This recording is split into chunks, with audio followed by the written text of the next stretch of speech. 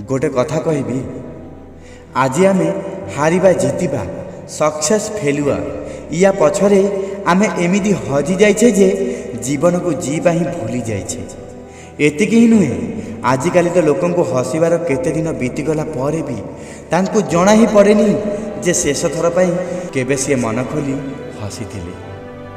तांको जना ही पड़ेनी जे शेष थर पर केबे से खुशी होइथिले। खुशीर एते बड़ व्यवधान आसी जाए जे भूली जाऊ केबे आम मन खुशी होइथिला। बास खाली जीवनर ए दौड़े दौड़ी चली थाऊ। देख जीवन तुमको भल आउ खराब समय दुईटा जाक देखैब तो सेथिपाई या विषय एते भावनी। ए लाइफ खाली जिनिस पछरे दौड़िबा ही न थाए जीवा पाई भी हेई थाए।